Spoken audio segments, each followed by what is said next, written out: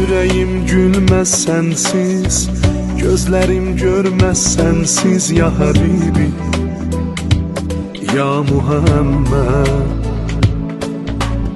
Sen dərdlərə dərman, dərdli qəlblərə fərman ya Habibi, ya Muhammed.